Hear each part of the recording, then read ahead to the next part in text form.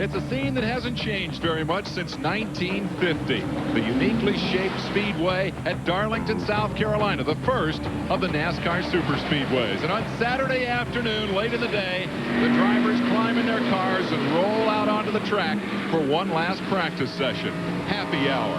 A lot of pressure, a lot of urgency as they all look for the setup that will get them through the long day on race day, Sunday afternoon. Hello, everyone. I'm Dave Despain. We welcome you to the garage area here. And yeah, in many ways, it is the same old story in happy hour. But this happy hour is different because this old garage area, soon to be a beehive of activity, will host the Winston Cup cars for the final happy hour here today. When we come back in the fall, it'll be over there. The start-finish line will be over there. The big new grandstand will be over there on the backstretch. And this, repository of history, so where so many great drivers have sat on the toolboxes and shared so many great stories. Now this will be for the Busch cars. The track is changing after so many years. Famed old Darlington is going to become a modern-day speed palace. But when you get to the end of the day on Saturday, it's the same old story. It's happy hour, and these guys are all looking for the same thing. Let's go to Dr. Jerry Punch. Well, Dave, the garage is empty. The cars are on the racetrack, and the crews, well, they're on top of the car haulers with stopwatches in hand. There's Todd Parrott, who is the crew chief for the pole-winning car of Dale Jarrett. Now, behind me is a very empty Winston Cup garage area. That's where 43 cars and drivers have been sitting most of the afternoon planning their strategy, what they will do in this final 60 minutes, what we call happy hour. You know happy hour as an abbreviated time period when a lot happens. Well, that's exactly what happy hour is in NASCAR, that final 60 minutes of practice where you try to find the setup. Now, just a little bit ago, they ran a 200-mile, 147-lap Busch race here. The track has changed since their last practice this morning. The big concerns are two.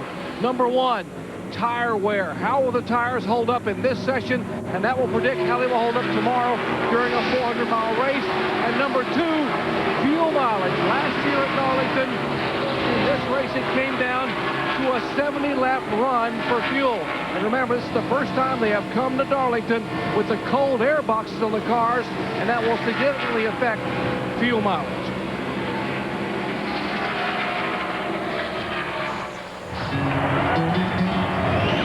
ESPN2 Motorsports welcomes you to Darlington, South Carolina, where Speed World brings you NASCAR Winston Cup Happy Hour for tomorrow's TranSouth Financial 400, race number 5 on the 1997 NASCAR Winston Cup schedule. Well, NASCAR's oldest super speedway, built back in 1950, will have a new look when we come back here in the fall. The start-finish line will be over on what is now the backstretch, but you can bet that the same old problems that have occurred here in the past will keep occurring as long as this racetrack is standing. We'll be here tomorrow for the TranSouth Financial 400 NASCAR Winston Cup race at 1 o'clock, preceded by NASCAR Today at 12:30 Eastern here on ESPN2 and ESPN.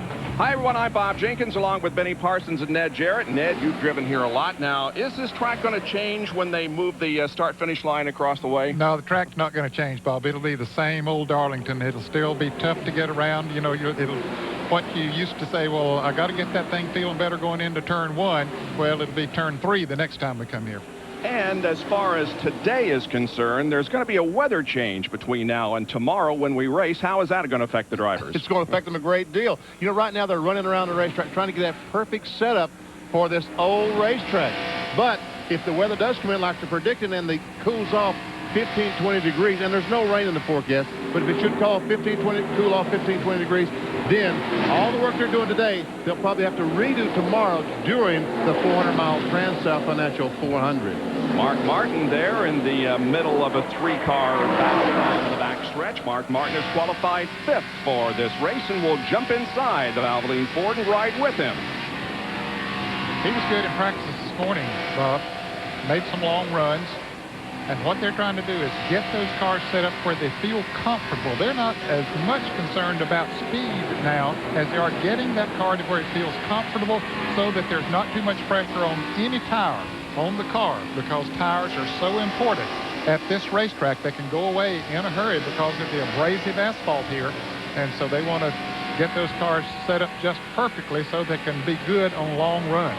Mark Martin had his car set up perfectly for the Southern 500 back in 1993. That is the only win he has had at this facility. He has never won this spring race, the TranSouth Financial 400. That's a great shot of the new roll bar that NASCAR has mandated all the cars put in this year in the center of the windshield.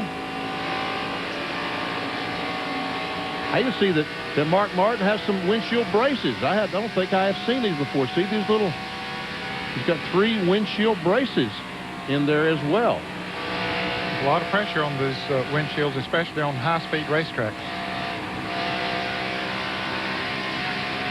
Mark Martin qualified at 170.566. His last lap was 162.5 miles an hour. And really, that's a pretty good practice speed. That 30.257 seconds is a pretty good practice speed. Big difference in qualifying laps here and practice laps. And there was a weather change since yesterday. I guess it was kind of cloudy and not as windy as it is here today. Yes, and there hasn't been a hint of a cloud today. Just a beautiful, beautiful blue sky. Well, Dr. Jerry Punch has a report from the garage area. Well, the first critical decision has been made. Bobby Labonte ran 4 laps on the racetrack, came in, parked, and said, guys, we have got to change the gear. Now, this is the gear that they're going to put in the car. We'll try to not let my shadow. That's the rear end gear. It's going to go in the car. And the one they're draining underneath there, they're going to get all the fluid out in that big yellow bucket, the Joe Gibbs Racing bucket there. They'll get that out and put this gear in. And what Bobby is telling the crew is the car wants to bog down coming off the corner.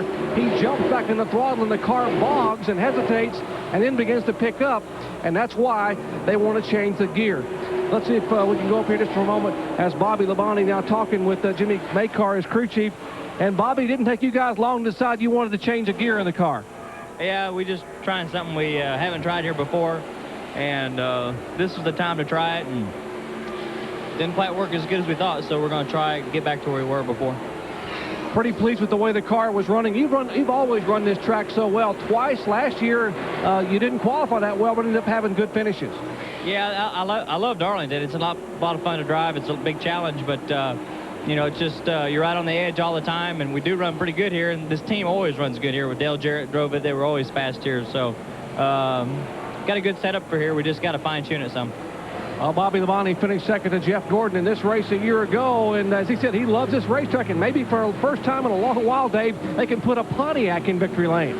A long time indeed. 1960 was the last time a Pontiac won here. Down at this end of the garage area, the Winston Cup champion Terry Labonte has just come in and is headed back out onto the racetrack. Now, that car did not practice very well, then qualified decently with a 12th place qualifying effort. They report that that car was tight when they went out for their first very short session, and he came back in, made some adjustments, and has gone back out. Now, the garage talk seems to be that Labonte is one of the good cars on long runs. Meanwhile, right next door, Jeff Gordon has come in at rather a leisurely pace, and they have put new tires on the 24 car. What a car this is. This is blacker, and this car has an incredible record. You know the story. Jeff Gordon is trying to make history by becoming the first driver ever to win 4 straight races at Darlington.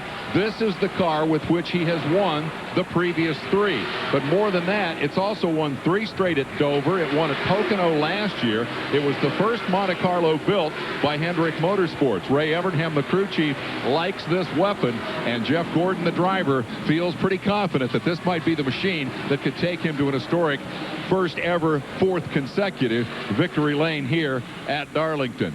He's on the radio to Ray. We're not going to try to talk to him right now. They're making minor adjustments. They will put on new tires, and we'll be talking a lot about tires here in Happy Hour. Be right back.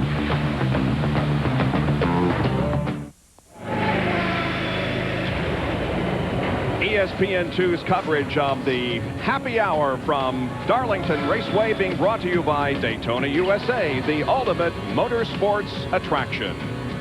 And from way overhead of Darlington Raceway, we see Happy Hour continuing here. The drivers dialing in their cars for tomorrow's TranSouth Financial 400.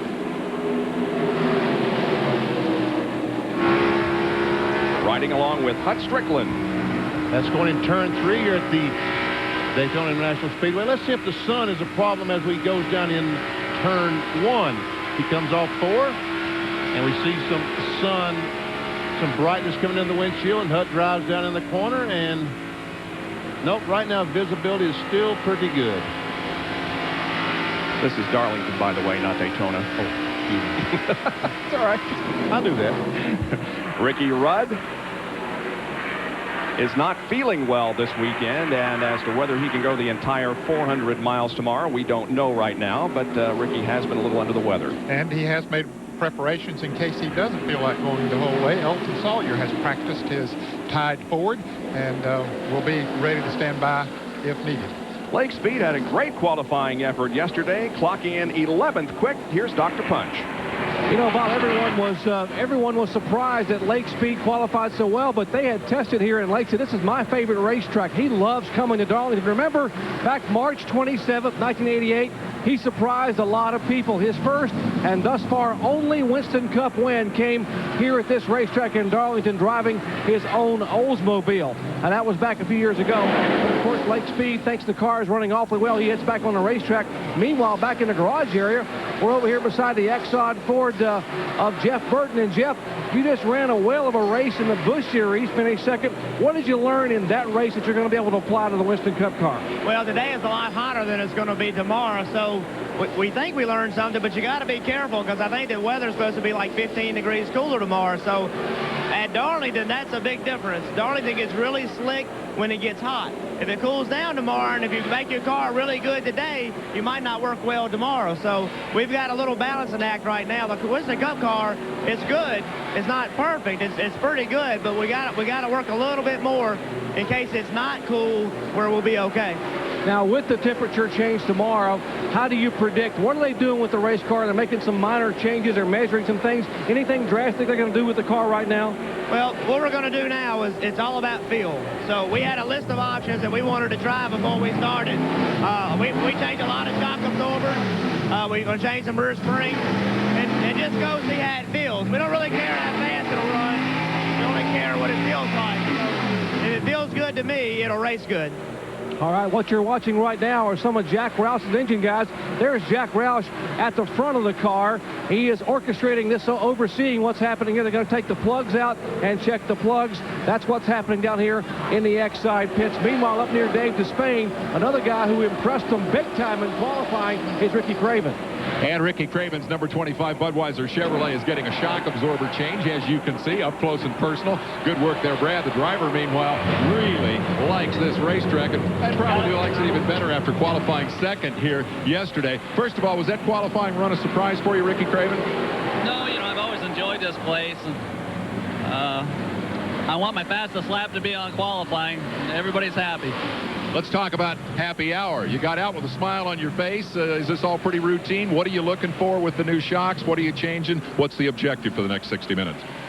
Well, we are pretty happy. The car's good, and it's nice when the last hour can go this way, when you don't have to hurry and there's no panic in the Budweiser garage here today. We're really comfortable with the car, and it's very good yesterday, good this morning, and even better than that this afternoon. So if we can get one more step tomorrow, I'm going to be tickled to death. Of course, everybody's talking about the weather change that is supposed to be coming, 15 to 20 degrees cooler temperatures tomorrow.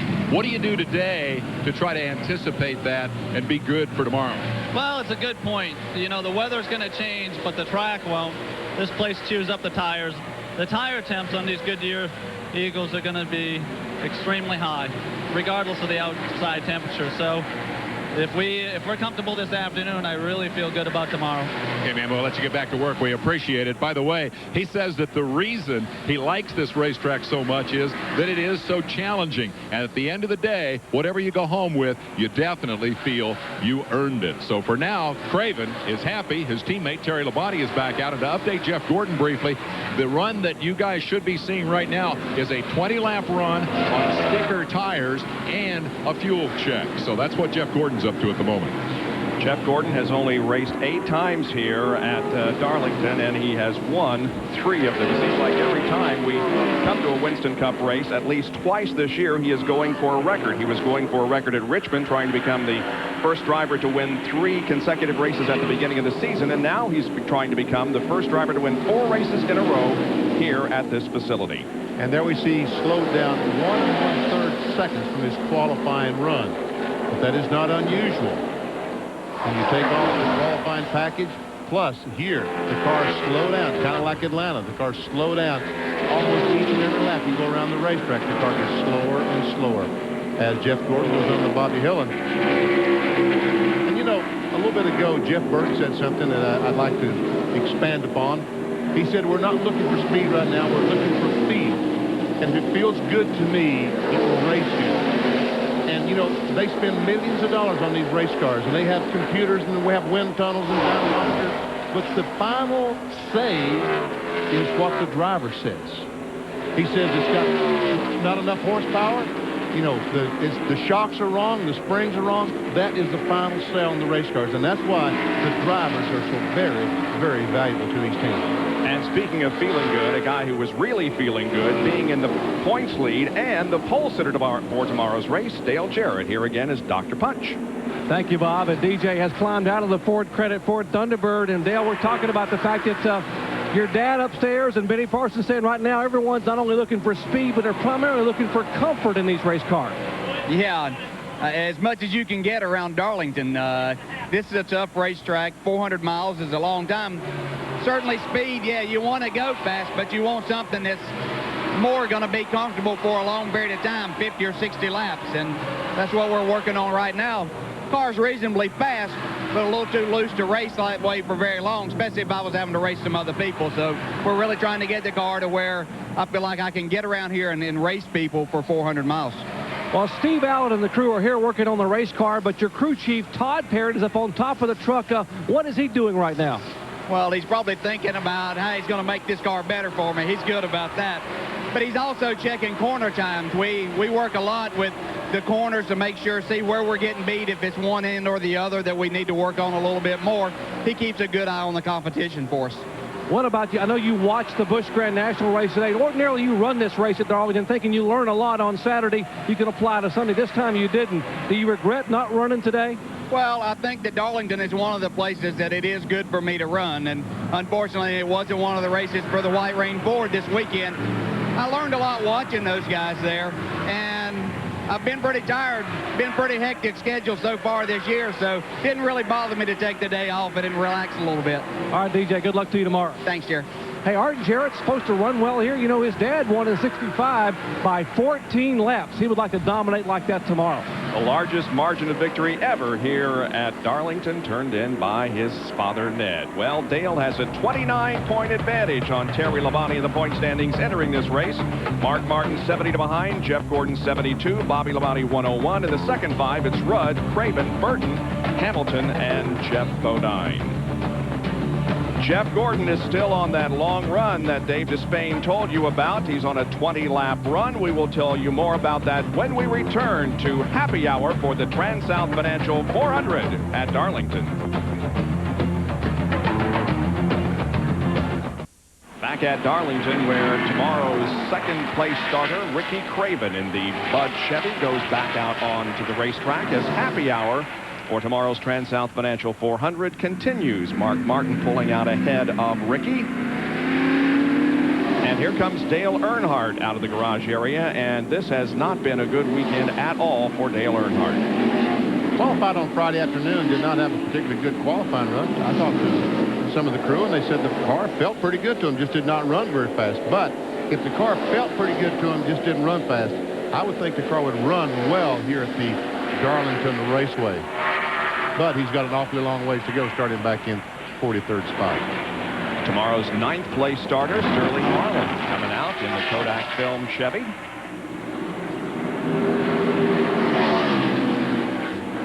Sterling Marlin, not a real good year for Sterling so far. He's in 12th position in the point standings, 171 points behind the leader, Dale Jarrett. Well, even though 500 is always a bad year when Sterling Marlin doesn't win anything on 500. Jerry Punch is around the Hut Strickland car. Well, Hut qualified 7th for this race tomorrow, and Hut 5th at Atlanta, 7th today. This team has really come around. Well, it really has, Jerry. You know, we've had to make some changes, what have you, on our team, and it's really, I think it's going to be for the better, and probably in the long haul. It's, you know, we've been kind of behind, you know, since last year a little bit, and but I tell you, I feel really good about the way things, you know, Richard Broom and Eddie Millington, everybody on this whole entire Circuit City team has been, you know, really working hard trying to get this thing turned around. You mentioned Richard Broom. Now, he was the team manager, now becomes crew chief and team manager with Felipe Lopez leading. And Eddie Middleton, the engine program has really come along. Well, it really has. You know, I have to give a lot of credit to, you know, Bob Glidden on that for helping Eddie and, you know, and all the guys there. You know, we basically started the thing from scratch and you know, got it going this year. So at least now we feel like we can kind of control our own destiny. Last time you were here, you finished second and had a good shot at winning the race. Can you get your first one here? Well, I feel like we can. It's a deal. We're real close right now with the car. We seem to be where we can make it tight or loose. So this race is a long race. You know, I feel like we can. I really do. All right, that's Hut Strickland. His Circuit City Ford starts in 7th tomorrow as the cars are going in and out. And Dale Earnhardt on a lengthy run trying to get the car to be a little bit more consistent. They may have found some speed. Now they're looking for consistency. And by taking the previous champions provisional this weekend, that allows Rick to get into the field. That allows one other car to start the race. That's right. Ever see Larry McReynolds watching the 3-car intently as it goes around the racetrack?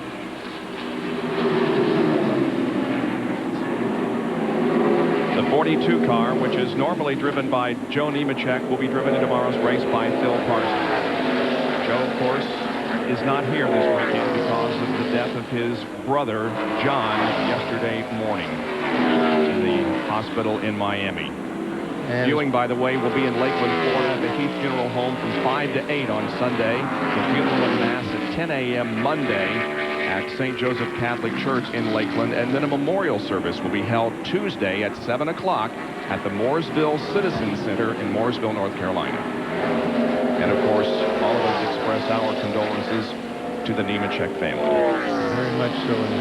And I think, Joe, you're in the right place. You don't need to be here with the pressure of trying to get this car around the racetrack, trying to get the springs and shocks lined up.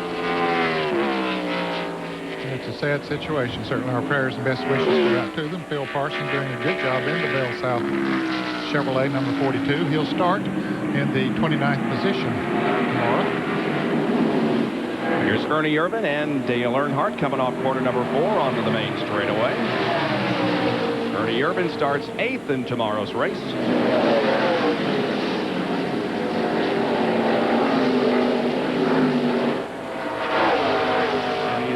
Won here at this racetrack. His best finish has been a 2nd. That happened twice, most recently in the Mountain Dew Southern 500 in 1991. See, we watched the 28 and the 3-car, and you see the 28 just pull away from the 3. That means that the 28 has much better tires on it than does the 3-car. And the 3-car decided he'd come on in. Dale Earnhardt, of course, he decided he'd come on in and either get some other tires, make some adjustments, or something. There you see the comparison between his qualifying yesterday and his last lap, which was 1:55.217.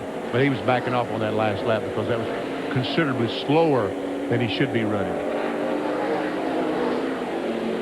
There's the comparison of Ernie Irvin, his last lap, 1:61.6. So that last lap, Earnhardt, not a true comparison. That might have been the lap that he and Irvin passed each other. Irvin passed him up in the corner, and he just backed off. So happy hour continues here at Darlington. A lot of activity out there on the racetrack and back in the garage area. Back with more in a moment.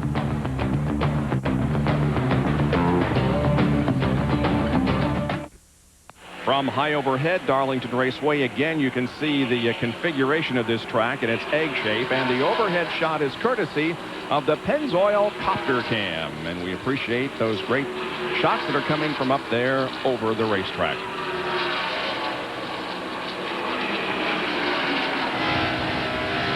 Riding along with Rusty Wallace. Now, those black marks on the wall there, they have not been painted by the Darlington personnel here. Those are scrapes that have occurred during qualifying and practice and the Busch race today. And we can see visibility starting to deteriorate just a little bit up in turns 1 and 2 as you drive in there into the sun. But the race should be just about over on Sunday afternoon at this time, so hopefully the sun will not be a huge problem. This camera, of course, is mounted on the right front bumper of Rusty's car. He he gets close to that wall, doesn't he? Yes, he does. Makes you jerk your head back.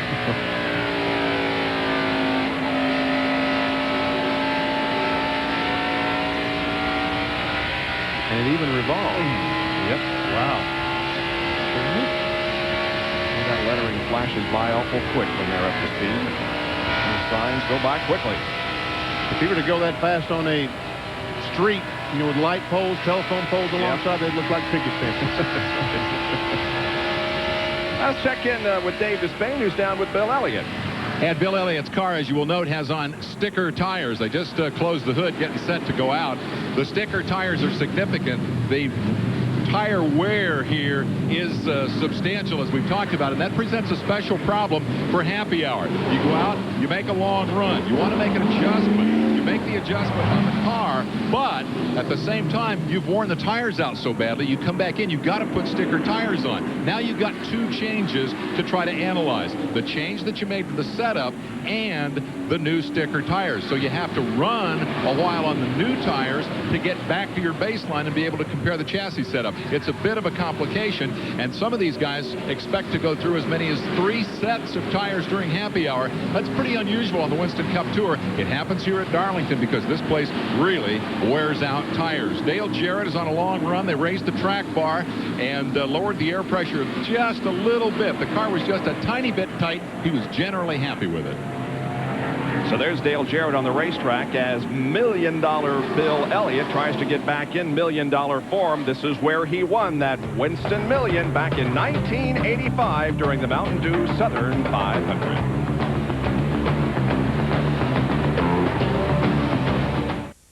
Dale Jarrett and Mark Martin out on the raceway in happy hour as it continues. Dale's been out there for quite a few laps now, and Mark Martin is right behind him. Well, tomorrow it all begins at 12:30 Eastern Time, both on ESPN and here on The Deuce. NASCAR Today with Dave Despain and others. Then our live coverage of the TranSouth Financial 400 begins live at 1 o'clock Eastern Time over on ESPN.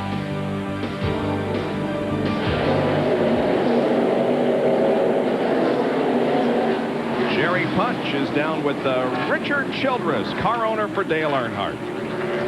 You would expect at this racetrack above others that Earnhardt would be the man, but it has been a struggle this week. Then the first day of practice, they were the 42nd fastest car. They qualified better, but yet they will start 43rd. RC, has the car gotten any better?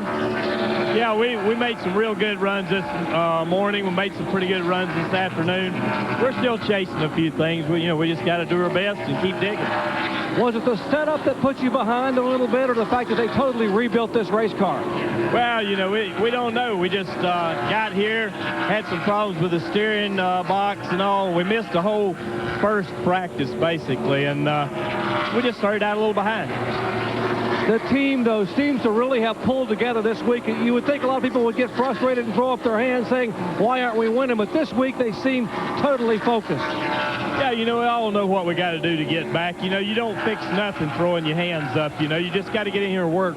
Hard work's the only thing that's going to fix our problems. Well, we know the last time Dale took a provisional was a couple of years ago at Charlotte. He started last and finished second? Yeah, maybe we can do better than that down here. It's bad to have to take a provisional, but everybody gets a little off sometimes. I'll tell you what, guys, there are some crew members down here making some, how do we call it, friendly wagers as to how long it will take that black number 3 to go from 43rd to the front. After all, this is a driver's racetrack. That will be one of the interesting things we watch for tomorrow in our race coverage. It looks like the gas pumps are pretty busy down there. Yeah, they are busy. What they're doing, they make those runs, and then they come in, fill them up to see how much they held, how much mileage they're getting, so that they'll know how to calculate it for tomorrow. And that's another thing. If they run 20 or 30 laps and they come in and they make a change, they need to put it back full of fuel to simulate so that they know exactly what the change did. Ernie Irvin has been out on the racetrack quite a while and is making a long run here. There you see his last lap was 160.062 and his qualifying speed yesterday. Almost 2 seconds per lap. 2 seconds per lap he slowed down. Now, if you had someone out there with fresh tires that could run 2 seconds faster, that means he would basically lap him in 15 laps. Yep. He would lap Ernie Irvin in 15 laps. Jeff Burton on the left and Jeff Gordon on the right there momentarily.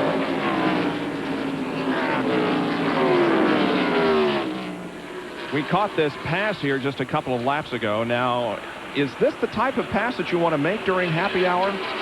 Well, Jeff Gordon's giving him a lot of room. He understands that he's down there, and yeah, that's okay. Nothing wrong with that. Sort of size him up. Yeah.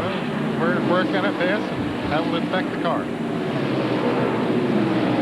Well, happy hour is winding down here at Darlington, and we'll be back to show you who's fast, who's running well, who isn't, when we return from Darlington, South Carolina.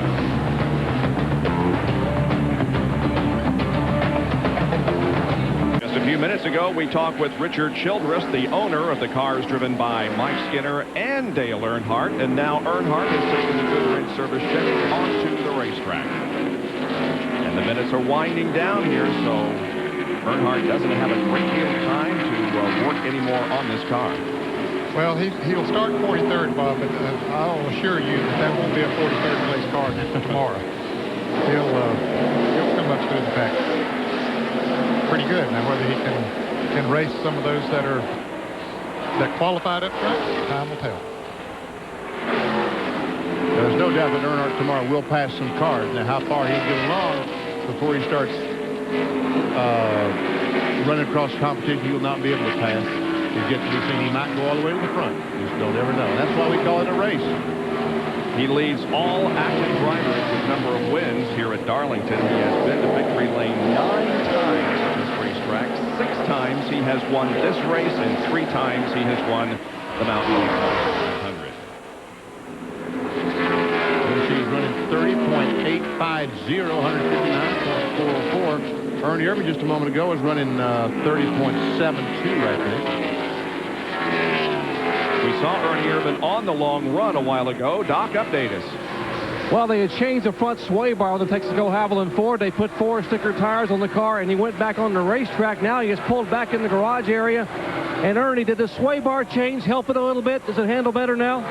Yeah, I think so. It's just going to be a guessing game come tomorrow. So, you know, hopefully this Texaco Haviland Ford Thunderbird will go to the front. What about the concern over the temperature change tomorrow, getting cooler? Well, I mean, it's going to be cooler. That'll just make the tires last longer as far as not necessarily wear, but it'll make the tires go faster longer. What they told me here a moment ago in this pit was that this morning there was a 20-degree change from the time the first practice began until the time it was over, so they pretty much know what's going to happen when it's cool. They feel very good about the tire wear tomorrow. Let's check in with Dave Despain, who's standing by with Gentleman Jimmy. Well, one of the happy hour races is the race to be first to quit, because the first guy to get out of the car is usually pretty happy. Unofficially, I think it's Jimmy Spencer. Are you pretty happy? Oh, I think we're all right. You know, we didn't get the qualifying run in we wanted, but we're still 26. We're on the back straightaway. That hurts. You know, it's about the same combination we had here last fall in the Southern 500, and the car led a lot of the race, and we ended up cutting the tire down. Goodyear brought a different tire this time. Donnie Winkle made some changes to the shocks, and I think we're pretty good, so we'll see tomorrow. All right, man, good luck. To finish the job you started here last year, you should have won that thing. He got a tire and didn't get it. He'll take another shot at it. He's first to wrap it up here today, Jimmy Spencer. Always runs good at Darlington, and his best finish here was back in 1991. This race, he finished 11th. Earnhardt continues to make laps. Wind down. We've talked all afternoon about the temperature difference tomorrow and today. Yes, it does. It makes a difference on this racetrack as to how fast you can run, and also to the chassis how it reacts to the temperature. But they'll all build some adjustments, easy adjustments into those cars so they can make those adjustments during the race tomorrow. They'll put rubbers in the springs and things of that nature that they can make easy adjustments on them. Ooh, did you see Earnhardt getting loose when he came off the corner? I thought Phil Parsons pulled up behind him, took the air off the reverse forward, and Earnhardt almost went for a ride. I thought my eyes were deceiving me, but he did. He got way out of here coming off corner number 4. Look I at didn't this. see that, guys. Well, look. Let's see it again. I guess Phil wasn't back there, but all of a sudden, see? Look at that. Yeah, he got pretty loose there. Yep. Everything's okay, though, but just a few minutes more remain in this NASCAR Winston Cup Happy Hour at Darlington for tomorrow's TranSouth Financial 400.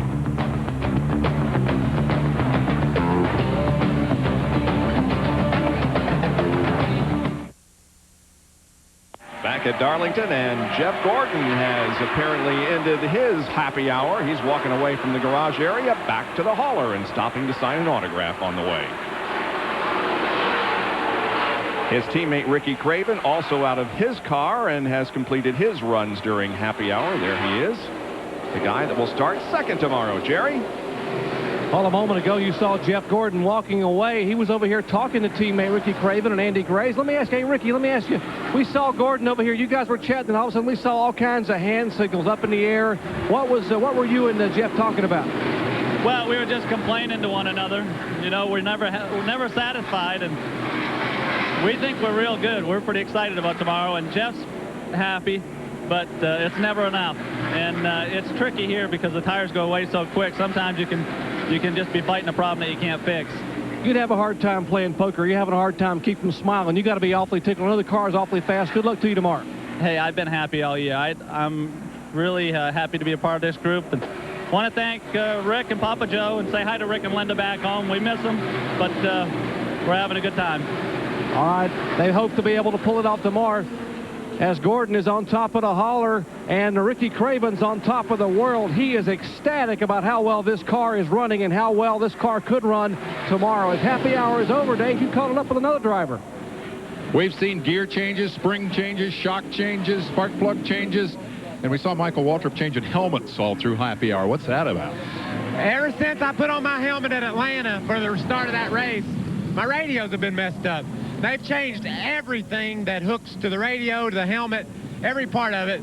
So I'm going to make somebody else put all that crap on, see if it's messed up to their ears, because to me, something's wrong. Now, wait a minute. You're coming off your best finish of the year at Atlanta, 7th. Maybe it ain't broke. Maybe you shouldn't fix it. Well, Eddie figures were pretty good. I've been complaining about a slight vibration and some radio trouble and hadn't mentioned much other than that. So he feels like we're pretty good. I want to say hello to my dad back in his new home in Sherrills-Ford, North Carolina. He wanted me to say hi to all his buddies at Hardee's and Owensboro, and I wanted to do that for him. Thank you. All right, man. Michael is 6th on our chart. Let's go to Jerry Punch. You're looking at the engine compartment of Jeff Bodine's QVC Ford Thunderbird. Now, what they've been trying to do this last session, not only is dial the car in, but think about fuel mileage. This race a year ago came down to fuel mileage. The last caution came out with 70 laps ago, and on the final lap, 5 cars ran out of fuel. Now, this year they have the cold air boxes on the car, which means that will change the fuel mileage. How does it change it? Well, it makes the cars run hotter, more heat in the engine. More heat means you got to run more fuel, a richer mixture to keep the engine cool, and that means you're going to get less fuel mileage. A lot of concern over tomorrow who can go the distance if it does come down to a fuel calculation shootout. Guys? Let's look at the speeds. Now, bear in mind, these are the fastest speeds that were turned in by these particular cars, obviously on fresh tires. But the interesting thing here, note the team cars that are together. The first 2, part of the Hendrick team, 2 of the 3 cars. Then all 3 of the Roush cars. And the 7th and the 9th place cars of Yates. So they all seem to be right together. And again, that doesn't tell us what's going to happen in the race tomorrow. 20 or 30 laps into the race, that's when we'll find out what's going to happen tomorrow.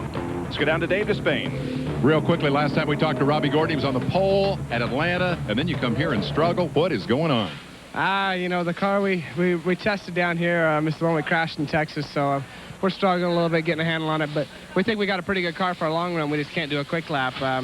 You know, maybe we're too stiff or too soft for a quick lap, but in the long run, I think that the Coors car will be very competitive.